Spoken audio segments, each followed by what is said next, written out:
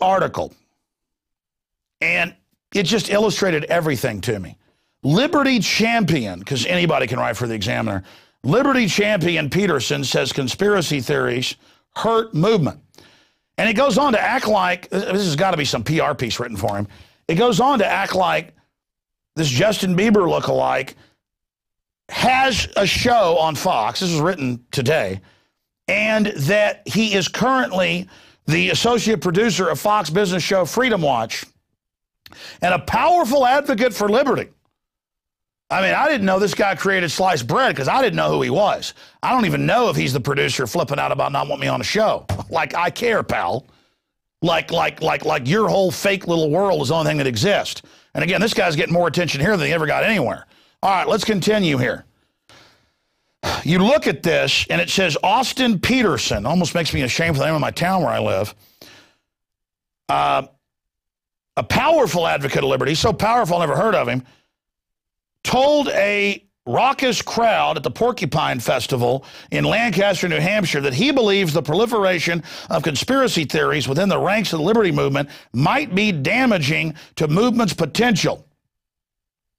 And he goes on to say you should not believe there's anything nefarious in government.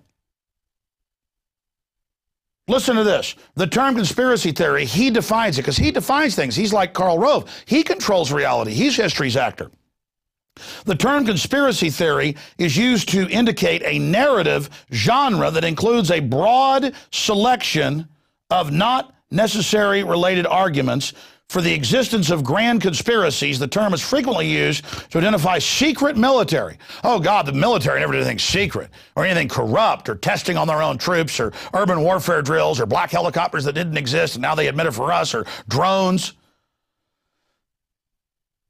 Or secret banking. Oh, there's no secret backroom bailouts going on. Of political actions aimed at stealing power. No, nobody wants power. Big corporations don't want to have government give them power. Money or freedom. Oh, government never steals freedom. I mean, this is our leader. This is our libertarian leader. This was the guy we're told, you know. It must not like being around Judge Napolitano, who's a pretty darn good guy.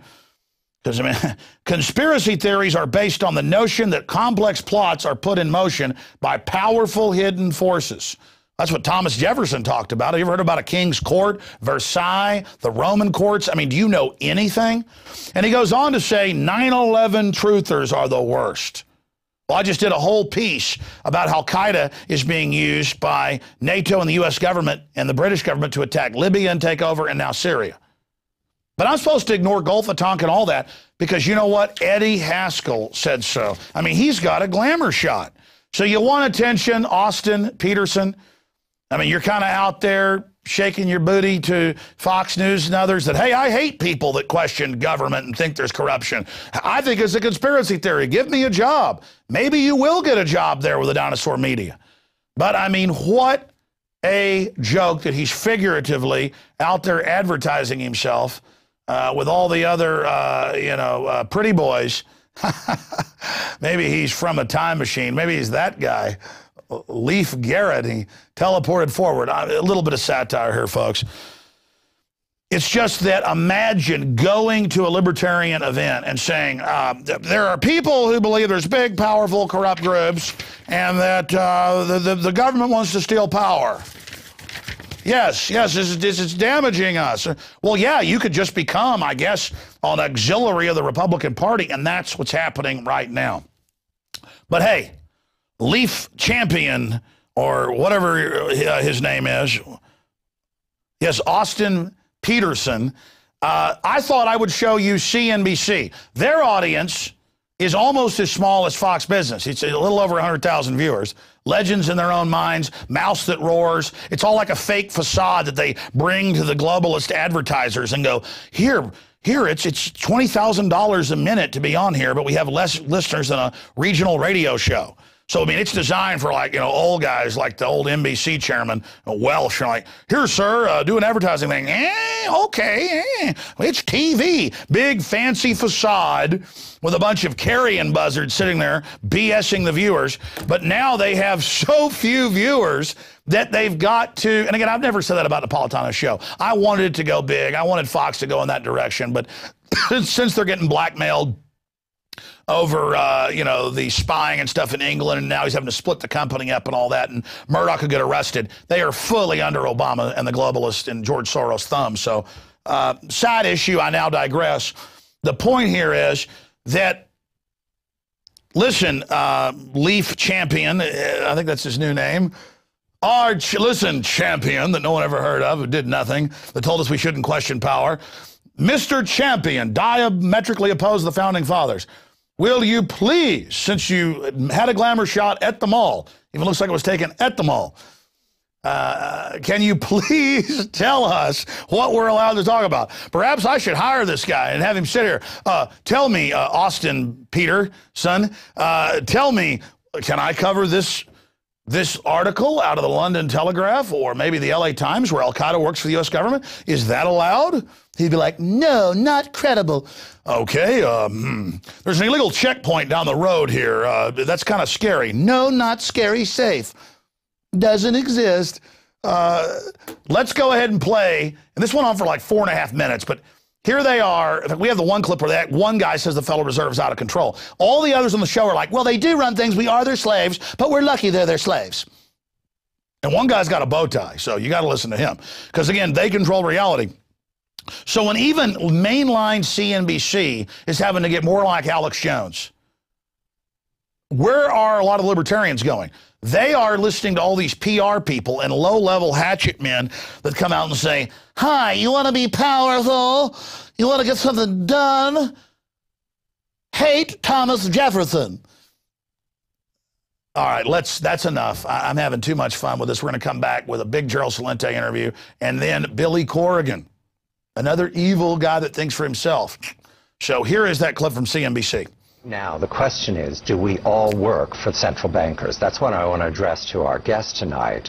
Is this global governance at last? Is it one world, the central bankers in charge? Jim Uriel, aren't we all just living and dying for what the central banks do? Aren't we all just counting on the fact that there's a Bernanke put and that we won't go any lower than, say, 5% down from here? Of course we are, because if we look at the economic data, there's nothing to get excited about in that. We are absolutely slaves to central banks, because and we'd love to be slaves of the economy, but the economic numbers continue to do nothing but trend low. Yeah, and listen to what the Fed did this weekend. I think they really screwed up here.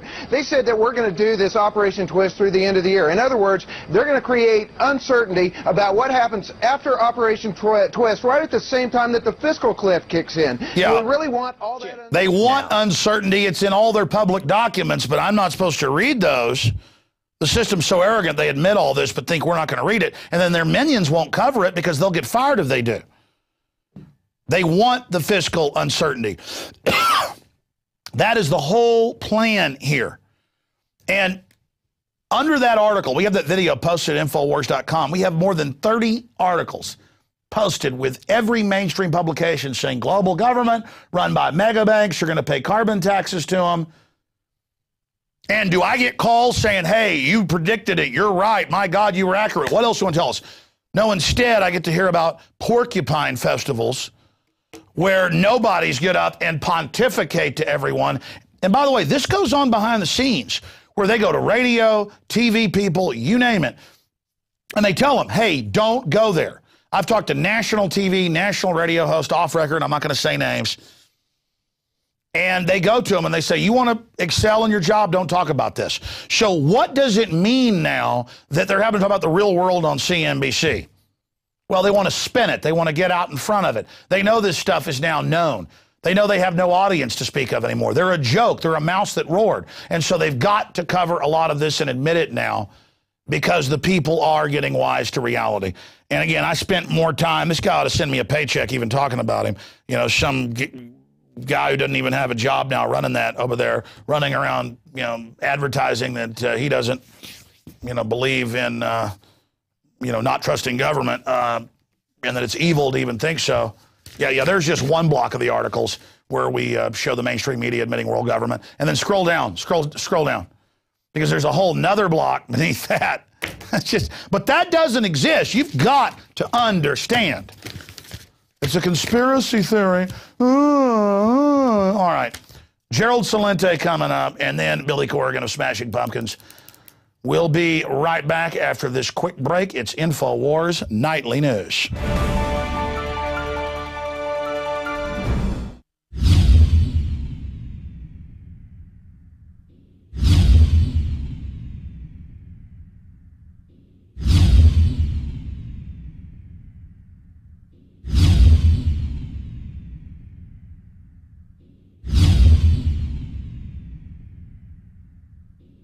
Have you been to InfoWarsShop.com lately? Express your inner patriot with these brand new InfoWars t-shirts. Say it loud with the InfoWars Bullhorn shirt, or educate the sheeple with the Bill of Rights shirt. Grope the public's mind with the TSA shirt. And with this shirt, you can let the dark side know of the Rebel Alliance's power. All available at InfoWarsShop.com. And we are back. We're about to talk to Gerald Celente, one of the top trends researchers in the world. And we'll talk about his latest issue that's coming out and the fact that his predictions of QE3 are coming true. The Federal Reserve says they're getting very close, and the collapse of Europe is only accelerating after the bailout of Greece. We'll talk to him here for the next 30 minutes or so, and then we're going to premiere here, without commercials, the Billy Corrigan interview that I did. And let me tell you, it is bombshell. He covers it all. The police state, the New World Order, GMO, the huge awakening that's happening.